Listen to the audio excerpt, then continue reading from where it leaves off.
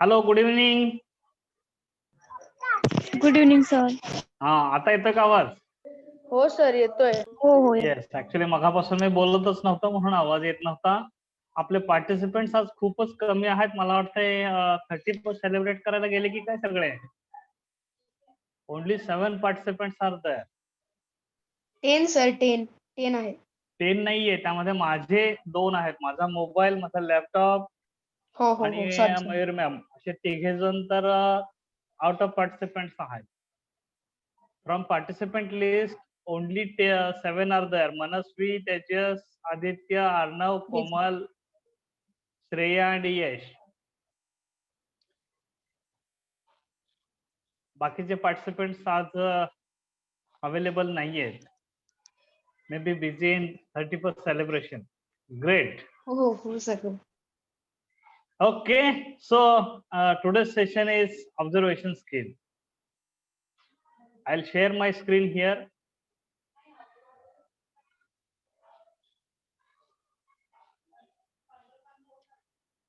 Observation skill. What is observation skill? कोणाला सांगता येईल का काय आहे ऑब्झर्वेशन स्किल म्हणजे? आपण बोलतो बऱ्याच वेळा की ऑब्झर्वेशन स्किल आणि टोटल टॉपच्या 11 स्किल्स मध्ये ऑब्झर्वेशन स्किल आहे, राईट? आपण जे नॉर्मली सांगितलेलं असतं तुम्हाला की जर तुम्हाला चालता येत असेल, बोलता येत असेल, खेळता येत असेल आणि रस्ता क्रॉस करता येत असेल तर तुमच्याकडे 11 स्किल्स आहेत असं आपण लास्ट टाइम म्हटलं होतं. त्या 11 स्किल्स मध्ये हे ऑब्झर्वेशन स्किल येतं. आणि तुम्ही जे स्कूलमध्ये शिकता त्यामध्ये ऑब्झर्वेशन स्किल येत नाही. तुम्हाला ऑब्झर्वेशन स्किल आहे तुमच्याकडे असं कन्सिडर करून तुम्हाला पुढच्या गोष्टी शिकवल्या जातात. सो कोणाला सांगता येईल व्हॉट इज ऑब्झर्वेशन स्किल? काही सांगा, उत्तर चुकलं हरकत नाहीये, बोला. आपल्याकडे सिस्टम काय आहे चुकीला? शिक्षण आहे. मग का घाबरताय? बोला ना. काय होईल? जास्तीत जास्त तुमचं उत्तर चुकेल. So go ahead. What is observation skill? एखाद्या गोष्टीला आपण ऑब्झर्व करून शिकतो ते म्हणजे आपल्या जीवनात आपण खूप साऱ्या गोष्टी अशा ऑब्झर्वेशन मधून शिकत असतो. हा, बऱ्याचशा गोष्टी ज्या आहेत ज्या आपण शिकण्यासाठी ऑब्झर्वेशन स्किल वापरलेलं आहे. पण ऑब्झर्वेशन म्हणजे काय? आपण ऑब्झर्वेशन करतो म्हणजे नेमकं काय करतो? एखाद्या गोष्टीचं असं बारकाईने निरीक्षण करणं. बारकाईने निरीक्षण करणे. Okay, good. आता ते बारकाईने निरीक्षण म्हणजेच काय आहे ह्या सगळ्या गोष्टी आज आपल्याला बघायच्या आहेत. म्हणजे तुम्हाला आता लक्षात येईल की ऑब्झर्वेशन स्किल हे वापरायचं कसं, ते त्याची जर डेव्हलपमेंट करायची असेल तर ती कशी करायची. आणि त्याचबरोबर आपल्याला हेही कळणार आहे की ऑब्झर्वेशन स्किलचा रिअल लाईफ मध्ये काय उपयोग आहे. सो मी तुम्हाला एक स्क्रीन शेअर करतो दुसरी. या स्क्रीन मध्ये तुम्हाला बघायला मिळेल इथे ऑब्झर्वेशन स्किलची ऑक्सफर्ड डिक्शनरी मधला एक कन्सेप्ट दिलेला आहे, त्याची मिनिंग दिलेला आहे. ऑक्सफर्ड ऑनलाईन डिक्शनरी मधून हा आलेला मिनिंग आहे की ऑब्झर्वेशन म्हणजे नेमकं काय. तर observation is the action or process of observing something or someone in order to gain the information. म्हणजेच आपण ज्या ज्या काही गोष्टी माहिती मिळवण्यासाठी जे केलं जातं, मग त्यासाठी केलेली एखादी ऍक्शन असेल, right, to gain the information. मग आता ही इन्फॉर्मेशन गेन करण्यासाठी आपण काय वापरतो? कोणतीही माहिती मिळवण्यासाठी आपण काय करतो, काय वापरतो, कोणतं टूल्स वापरतो?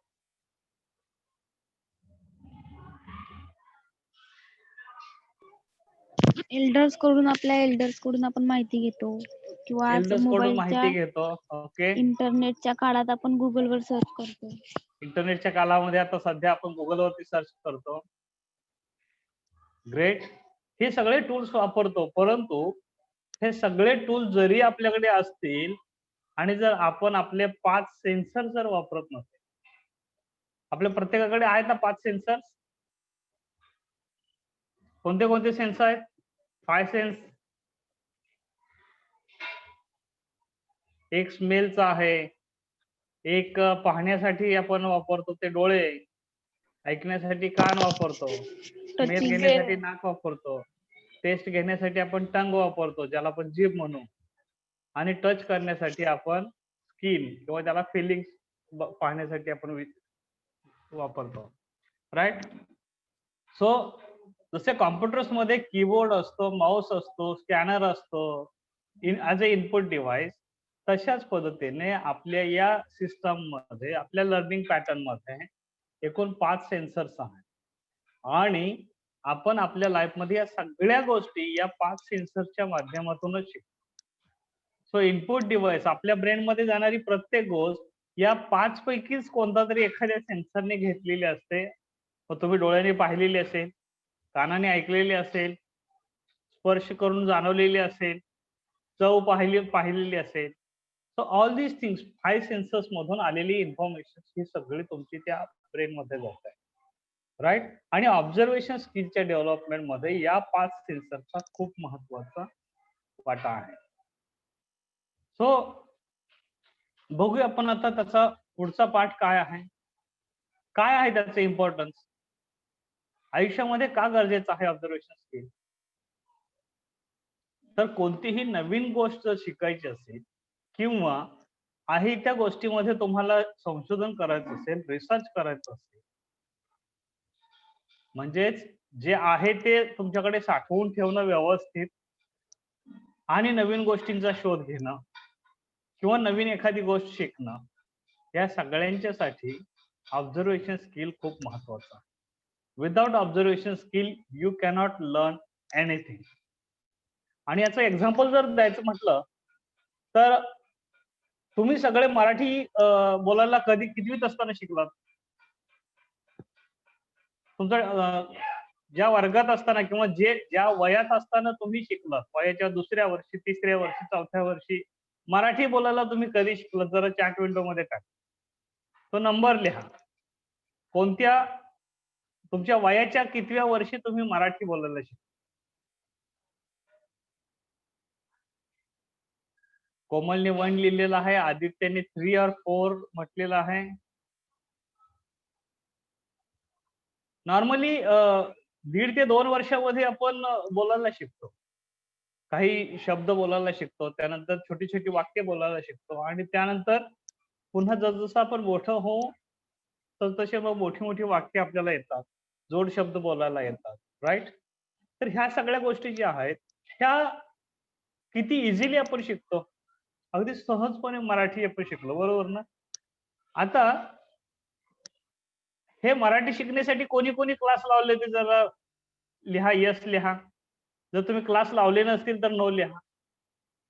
मला बघायचंय किती लोकांनी मराठी शिकण्यासाठी क्लासेस लावले होते.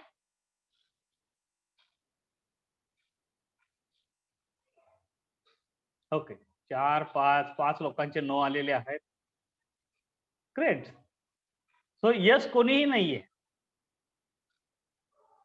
किती आनंदाची गोष्ट आहे बघा. मराठी सारखी अवघड भाषा, म्हणजे पूर्ण भारतातील असलेल्या सर्व भाषांच्या मध्ये मला वाटते 2 किंवा 3 नंबरला मराठी भाषा आहे अवघड मध्ये.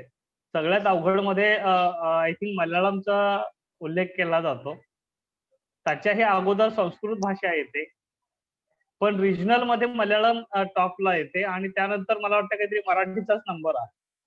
जास्तीत जास्त त्यामध्ये जोडाक्षरांचा आणि ह्याचा तो देवनागरी स्क्रिप्ट हिंदी बरोबरच सगळ्या गोष्टी जुळणारी. तर ही भाषा शिकण्यासाठी आपल्याला क्लासेस लावावे लागलेले नाही, आपण तेही अगदी सहज कोणाचीही मदत न घेता ह्या गोष्टी शिकलो. परंतु आता एवढी वर्ष आपण इंग्लिश शिकतो, आपण इंग्लिश शाळेमध्ये जातो, आपले सगळे विषय इंग्लिश मध्ये शिकवले जातात, आपण अभ्यासही इंग्लिश मध्ये करतो. जरी मराठी मीडियमची असतील तरी त्यांच्यासाठी सुद्धा एक इंग्लिश विषय असतो. आपण अगदी ग्रॅज्युएट होईपर्यंत इंग्लिश शिकतो, तरी सुद्धा आपल्याला इंग्लिश बोलता येतं का? ज्या पद्धतीने आपण मराठीमध्ये बोलतो, ज्या पद्धतीने तुम्ही मराठी बोलता त्या पद्धतीने तुम्हाला इंग्लिश बोलता येतं. आपण मराठीचं कसं बोलतो? Marathi, we are thinking also in Marathi, we are talking also in Marathi, बरोबर ना? Yes, yes, sir. No, maybe. Yes. Yes, आपण मराठी मध्येच विचार करतो आणि मराठीमध्येच बोलतो. पण इंग्लिशमध्ये जेव्हा बोलत असेल तेव्हा आपण मराठीमध्ये विचार करतो, इंग्लिशमध्ये त्याला ट्रान्सलेट करतो आणि मग इंग्लिश बोलतो. असं का होतं?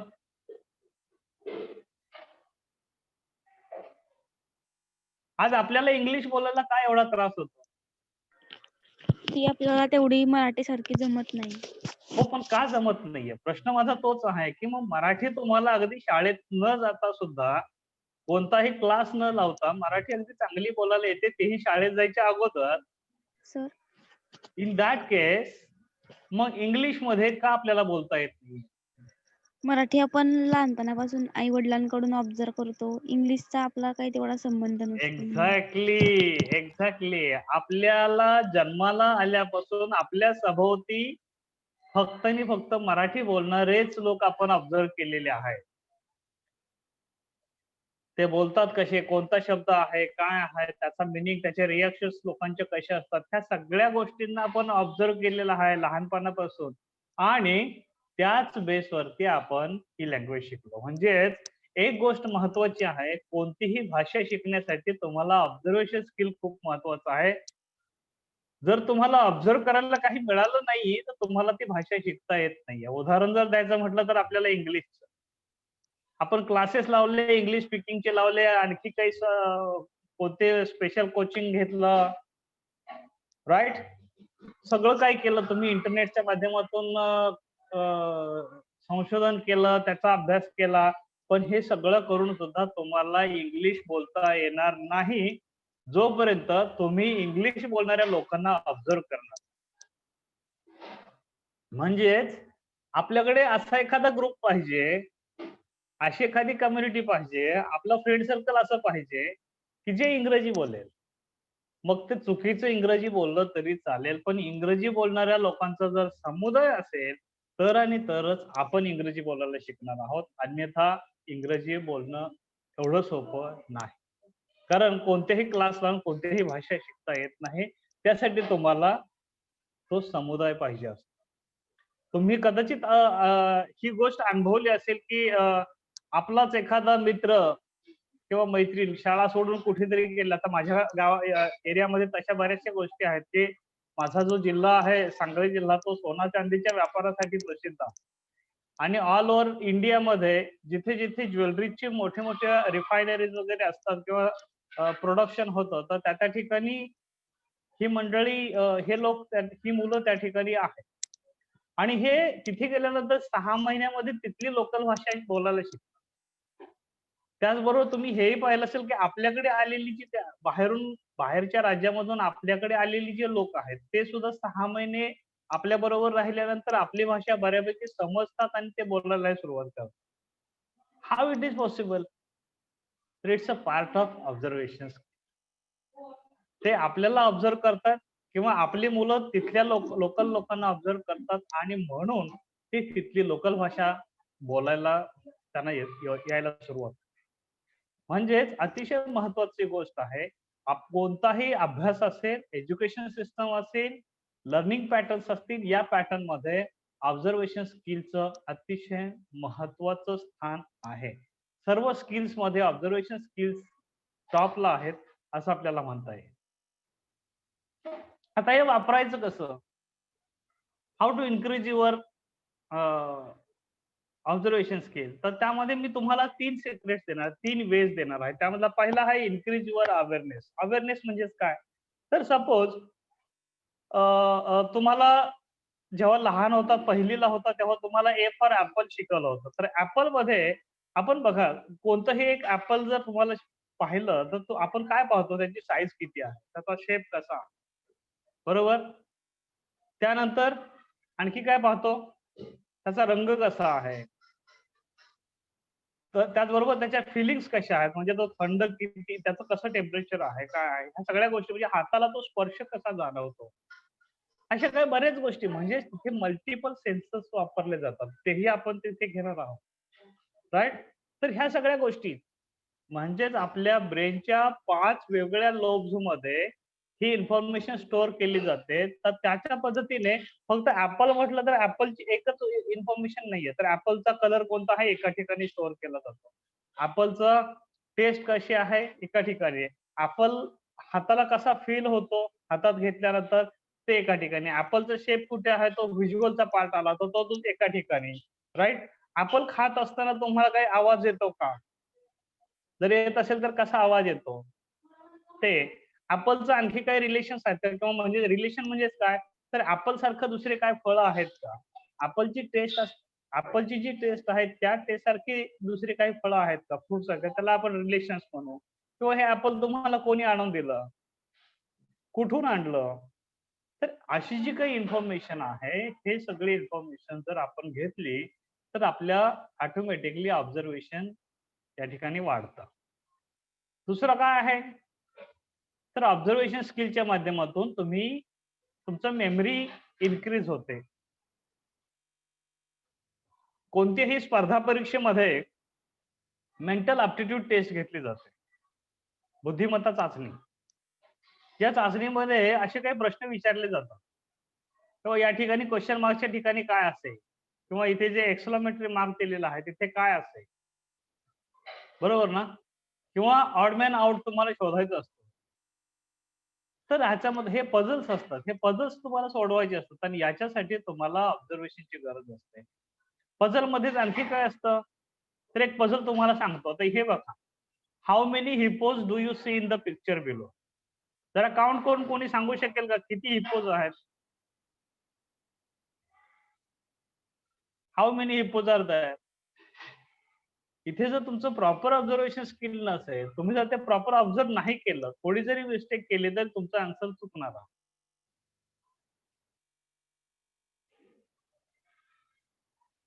काउंट करा आणि सांगा, चॅट विंडो मध्ये लिहा किंवा स्पीकर माइक ऑन करून तुम्ही सांगू शकता.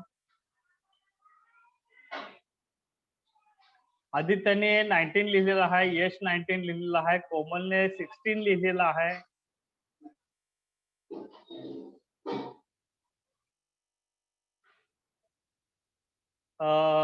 अर्णव 20 लिहिलेला आहे, मृणाल देशमाने 19.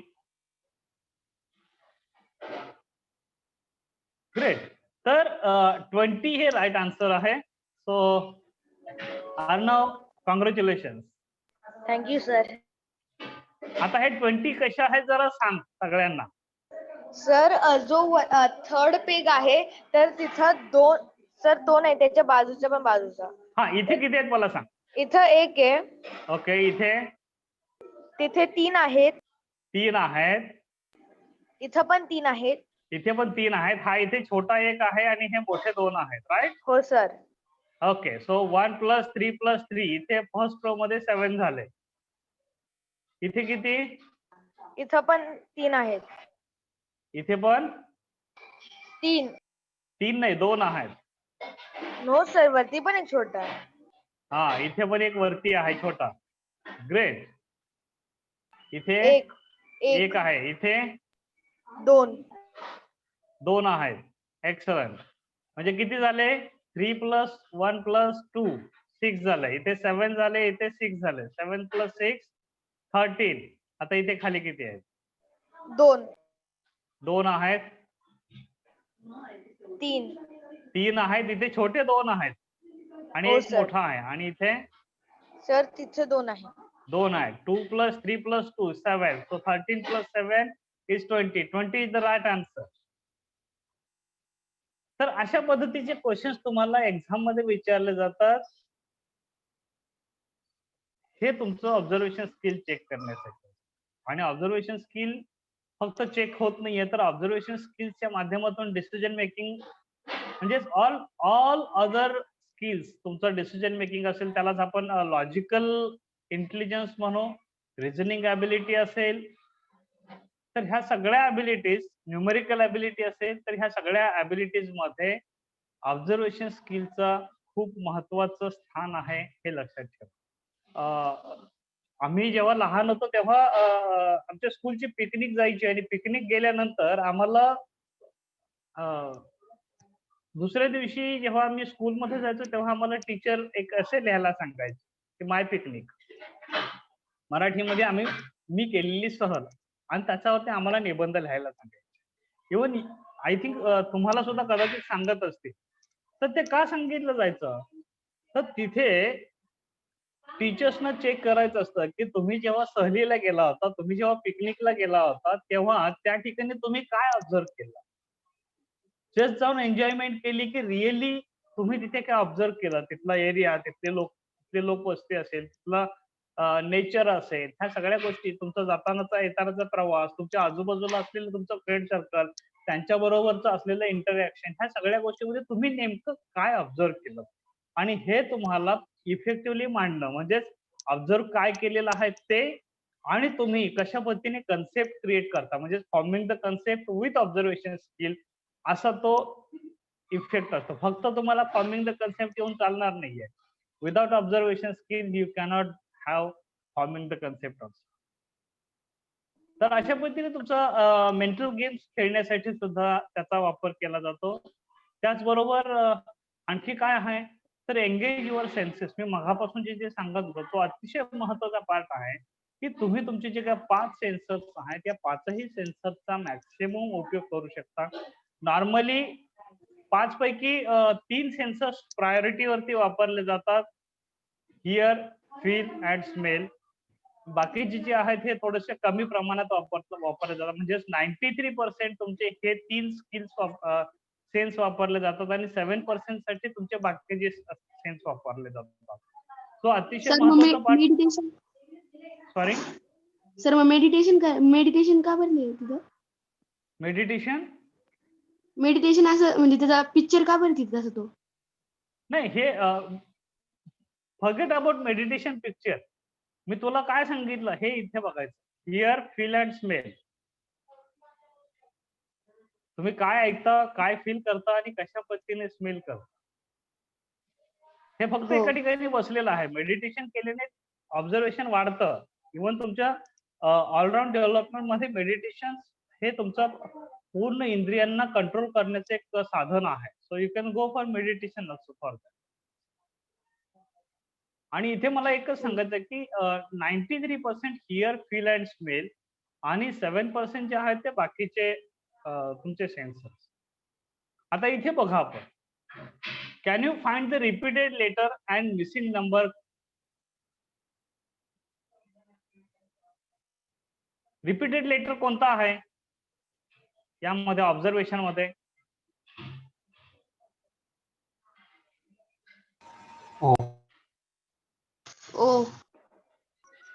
ओ is a repeated letter, right?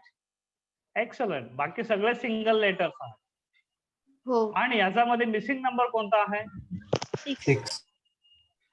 6 is missing number. Excellent. तर हे तुमचं ऑब्झर्वेशन स्किल आहे.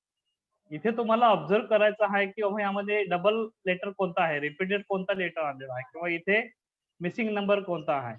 आणि सिमिलर क्वेश्चन्स तुम्हाला विचारले जातात ना. जर तुम्ही स्कॉलरशिपच्या एक्झामला बसला असाल तर तुम्हाला एक्सपिरियन्स झाला असेल की येस, असेच प्रश्न विचारले जातात एक्झाम मध्ये सुद्धा. 4थी 7वी किंवा आता लेटेस्ट मध्ये 5वी आणि 8वीची जी स्कॉलरशिप आहे.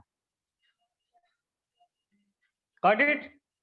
सो काय इम्पॉर्टंट आहे आजच्या सेशन्स मधून, तुम्ही काय इम्पॉर्टंट घेतलं, काय समजलं तुम्हाला आजच्या सेशन्स मधून?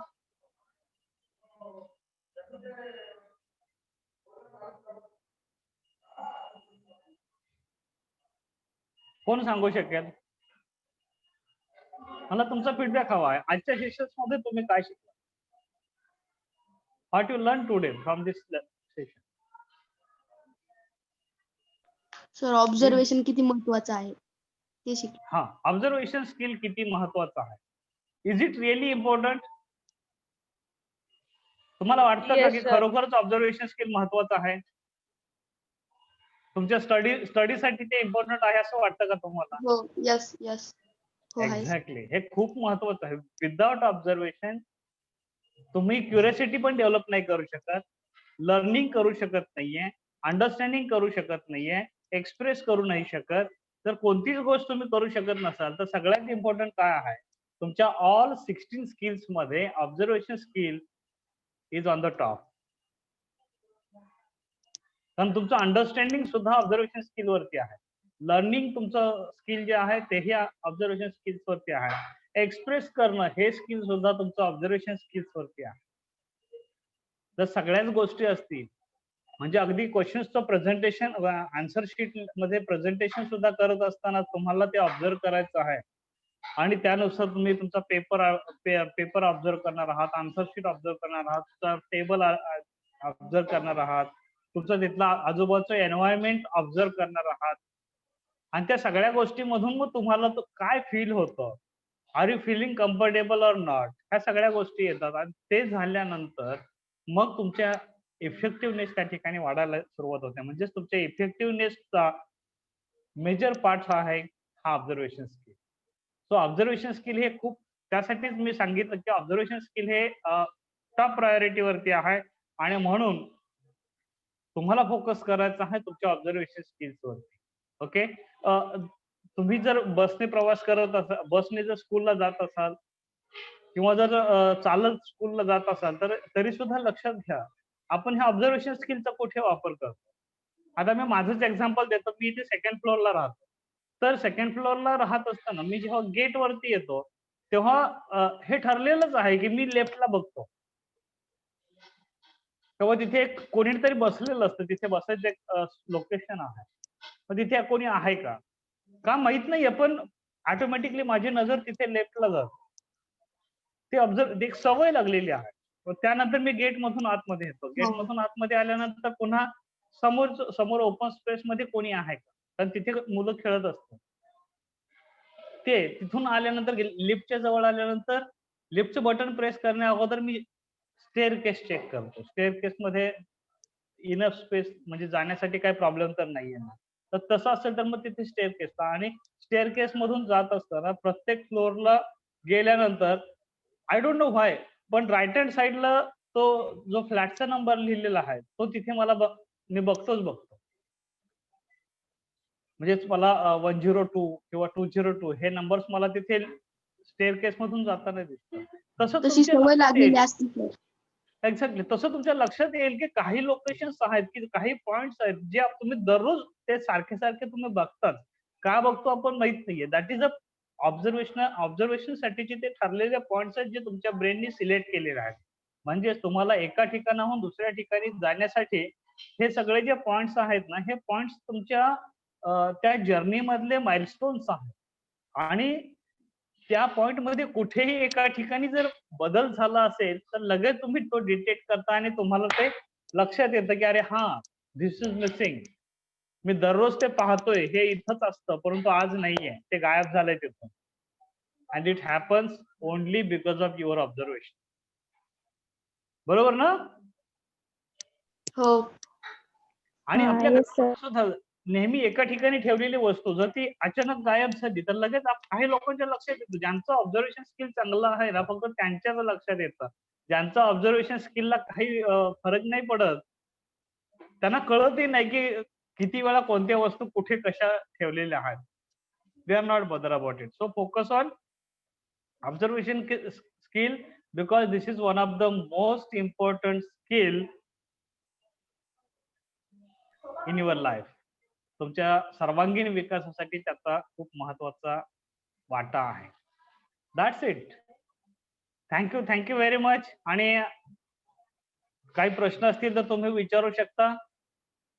आजच्या ज्या गोष्टी मला सांगायच्या होत्या रिगार्डिंग ऑब्झर्वेशन स्किल काय आहे आणि ते किती महत्वाचं आहे, आपण आणखी एखाद्या सेशन्स मध्ये आता हे वापरायचं कसं हेही तुम्हाला या ठिकाणी काही 3 वेळ सांगितलेले आहेत. इथून पुढचे बरेचसे काही सेशन्स आपले होणार आहेत. त्यामध्ये मी तुम्हाला काही असाइनमेंट्सही देणार आहेत की ज्याच्या माध्यमातून तुम्ही डे टू डे लाईफ मध्ये तुमचं ऑब्झर्वेशन स्किल डेव्हलप करू शकाल. Most probably I will give you one audio also की ज्याचा उपयोग करून तुम्हाला तुमचा स्टडीमध्ये सक्सेस मिळवण्यासाठी त्याचा फायदा होईल. बायनरल बीट टेक्नॉलॉजीवर आधारित अशी तो ऑडिओ आहे आणि आय एम द वन ज्याने इंडियामध्ये पहिल्यांदा बायनरल बीट टेक्नॉलॉजी आणली होती 2009 मध्ये. आणि तेव्हा आम्ही स्लीप डिसऑर्डर आणि विद्यार्थ्यांच्यासाठी स्ट्रेस रिलीज, त्याचबरोबर सुपर सक्सेस, अशा 3 ऑडिओ आम्ही क्रिएट केल्या होत्या. तेव्हापासून आतापर्यंत जवळजवळ लाखो विद्यार्थ्यांनी या ऑडिओचा फायदा घेतलेला आहे.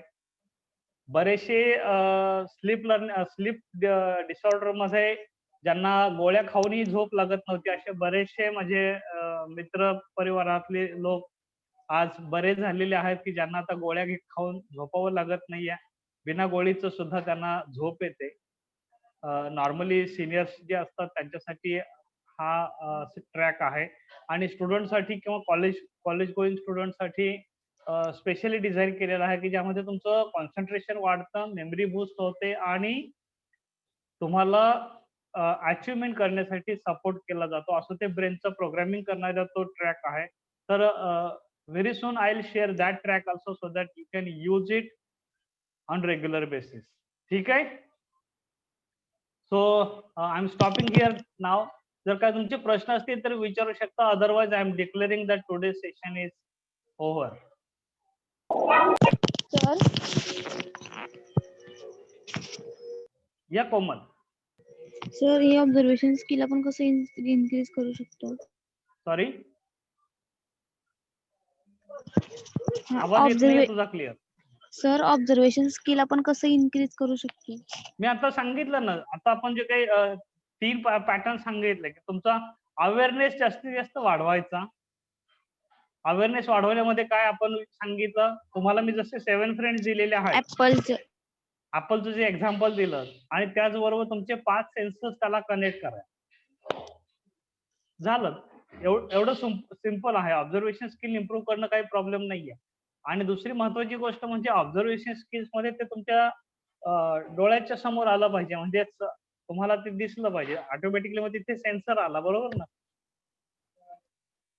तर ह्या गोष्टी खूप महत्वाच्या आहेत. कोणती भाषा शिकायची, म्हणूनच मी मग काय सांगितलं, कोणतीही भाषा शिकायची असेल तर तुम्हाला ऑब्झर्व करण्यासाठी माणसं पाहिजेत, तर आणि तरच तुम्ही ते शिकू शकता. ठीक आहे. What else? आणखी काय विचारायचं आहे? जर काय विचारायचं नसेल तर ओके, काय क्वेश्चन्स आलेत का? नाहीये. ओके, चॅट मध्ये काही नाहीये. So I am declaring that today session is over. ग्रुपमध्ये तुम्ही मेसेज लिहा, आजचा सेशन कसा वाटला या संदर्भात तुमचा फीडबॅक खूप महत्वाचा आहे, राईट. आणि त्याचबरोबर मला तुम्ही मी जी गुगलमध्ये जी काही तुम्हाला लिंक पाठवली होती लास्ट टाइम, तर बऱ्याच लोकांनी फक्त तिथे स्टार दिलेले आहेत. काहींनी 4 स्टार दिलेत, काहींनी 5 स्टार दिलेत. पण त्या ठिकाणी तुमचा फीडबॅक लिहा. फीडबॅक मध्ये आतापर्यंतचे ट्रेनिंग प्रोग्राम्स तुम्हाला कसे वाटले, खरोखरच ते ट्रेनिंग प्रोग्राम्स तुम्हाला अभ्यासासाठी किंवा चांगले मार्क्स मिळवण्यासाठी उपयुक्त आहेत का. तर असं 1-2 सेंटेन्स तुम्ही जर त्या ठिकाणी लिहिलं तर ते जास्त ऍडिशनल आपल्यासाठी फायद्याचं होईल, इतरांना सुद्धा त्याच्या गाईडलाईन्स मिळतील. ठीक आहे. तर ज्यांनी फक्त स्टार दिले त्यांनी पुन्हा एकदा स्टार आणि 1 सेंटेन्स लिहा. ज्यांनी अजूनपर्यंत ऍक्शन घेतलेली नाहीये त्यांनी ऍक्शन घ्या आणि स्टार्स द्या. ओके, ठीक आहे. Thank you very much. अँड सगळ्यांच्यासाठी wish you happy new year. Same to you sir. Happy new year. Happy new year sir. Happy new year sir. Yeah, happy new year to all of you. Bye. Good